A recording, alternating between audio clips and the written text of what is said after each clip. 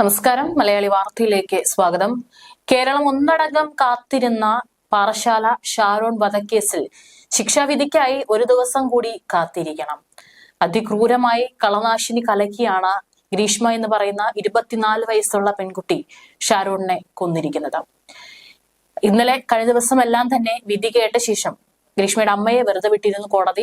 പക്ഷേ ഗ്രീഷ്മയുടെ അമ്മാവനും ഗ്രീഷ്മയും കുറ്റക്കാരെന്ന് കോടതി തീർത്തു പറഞ്ഞു. അതിനുശേഷം വളരെ നാടകീയമായിട്ടുള്ള രംഗങ്ങളായിരുന്നു അരങ്ങേറിയത്. യാതൊരു ഭാവവ്യത്യാസമില്ലാതെയായിരുന്നു ഗ്രീഷ്മ പോലീസുകാരുടെ കൂടെ ജീപ്പിലേക്ക് കയറിയത്. എന്നാൽ ജീപ്പിലേക്ക് കയറി കുറച്ചു നേരം ചെറിയ വിറയലൊക്കെ വരുന്നത് പോലെ ഗ്രീഷ്മ അഭിനയിക്കുന്നുണ്ടായിരുന്നു എന്നാണ് മാധ്യമങ്ങളിലൂടെ വരുന്ന വാർത്തകൾ. അതിനുശേഷം ആശുപത്രിയിലേക്ക് കൊണ്ടുപോയി പരിശോധന അടക്കം പൂർത്തിയാക്കിയിട്ടുണ്ടായിരുന്നു. ഏതായാലും ഇന്ന് എന്തെങ്കിലും പറയാനുണ്ടോ എന്ന കോടതിയുടെ ചോദ്യത്തിന് ഗ്രീഷ്മ കോടതിയിൽ ഒരു കത്ത് നൽകിയിട്ടുണ്ട്. പഠിക്കണമെന്നും ബിരുദാനന്തര ബിരുദം നേടിയിട്ടുണ്ടെന്നുമാണ് കത്തിലുള്ളത്. തനിക്ക് 24 വയസ്സ് മാത്രമാണ് പ്രായം. ശിക്ഷയിൽ പരമാവധി ഇളവ് അനുവദിക്കണമെന്നും ഗ്രീഷ്മ ആവശ്യപ്പെട്ടു. കത്തിനൊപ്പം ബിരുദ സർട്ടിഫിക്കറ്റുകളും ഗ്രീഷ്മ കോടതിക്ക് കൈമാറി. ഇന്നലെ കേസിൽ പ്രതി ഗ്രീഷ്മ കുറ്റക്കാരി എന്ന് കോടതി വിധിച്ചിരുന്നു. ശിക്ഷവിധിക്കായുള്ള വാദമായിരുന്നു ഇന്ന് നടന്നത്. ഇതിൽ ജസ്റ്റിഫയബിൾ മർഡർ ആയിരുന്നു ഷാരോണിന്റേതെന്ന് വരുത്താനായിരുന്നു പ്രതിഭാഗത്തിന്റെ ശ്രമം. കോടതിയുടെ അനുകമ്പ നേടുകയായിരുന്നു വാദങ്ങളിലൂടെ ലക്ഷ്യമിട്ടത്. എന്നാൽ വധശിക്ഷ അനിവാര്യതയാണെന്ന് പ്രോസിക്യൂഷനും പറഞ്ഞു വെച്ചു. എല്ലാ അർത്ഥത്തിലും കൊല്ലപ്പെട്ട ഷാരോണിനെ വീണ്ടും അപമാനിക്കുന്ന വാദങ്ങളാണ് പ്രതിക്കായി കോടതിയിൽ ഉയർത്തിയത്. അന്തിമ ശിക്ഷ തിങ്കളാഴ്ച വിധിക്കും. ഗ്രീഷ്മയ്ക്ക് ചെകുത്താന്റെ സ്വഭാവമാണെന്ന് ഷാരോണും അനുഭവിച്ച വേദന ഡോക്ടർമാരുടെ മൊഴിയിലുണ്ടെന്ന് പ്രോസിക്യൂഷൻ വാദിച്ചു. അപൂർവങ്ങളിൽ അപൂർവമായ കേസാണിത്. പ്രതിക്ക് പരമാവധി ശിക്ഷ തന്നെ നൽകണം. ഒരു ചെറുപ്പക്കാരന്റെ സ്നേഹത്തെയാണ് ഗ്രീഷ്മ കൊലപ്പെടുത്തിയത്.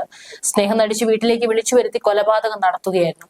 ഗ്രീഷ്മയ്ക്ക് ചെകുത്താന്റെ സ്വഭാവമാണ്. ക്രൂരനായ ഒരു കുറ്റവാളിക്ക് മാത്രമാണ് ഇങ്ങനെ ഒരു കൃത്യം ചെയ്യാൻ കഴിയുകയുള്ളൂ. കൃത്യമായ ആസൂത്രണത്തോടെയാണ് കൃത്യം നടപ്പാക്കിയത്. അതിനായി പരിശോധനകൾ നടത്തി. മുൻകൂട്ടി നിശ്ചയിച്ച കൊലപാതകമാണിത്. അവിചാരിതമല്ല. വിദ്യാസമ്പന്നയായ യുവതി വിവരങ്ങളെ ദുരുപയോഗം ചെയ്യുകയാണ് ചെയ്തത്. ഷാരോണിനും സ്വപ്നങ്ങൾ ഉണ്ടായിരുന്നു. കുറെ സ്വപ്നങ്ങളാണ് ഗ്രീഷ്മ തകർത്തത്. പ്രതിക്ക് മനസ്താപം ഉണ്ടാകില്ല. അതുകൊണ്ട് തന്നെ പ്രതി ഒരു ദയയും അറിയിക്കുന്നില്ലെന്ന് പ്രോസിക്യൂഷൻ വാദിച്ചു. ഷാരോണിന് സാമൂഹിക വിരുദ്ധ പശ്ചാത്തലമുണ്ടെന്നാണ് പ്രതിഭാഗം കോടതിയിൽ വാദിച്ചത്. ഷാരോണിൽ നിന്നും ഒരു ബ്ലാക്ക് മെയിലും ഉണ്ടായിട്ടില്ലെന്ന് അന്വേഷണ ഉദ്യോഗസ്ഥനായ ഡിവൈഎസ്പി KJ ജോൺസൺ പറഞ്ഞു വെക്കുന്നുണ്ട്.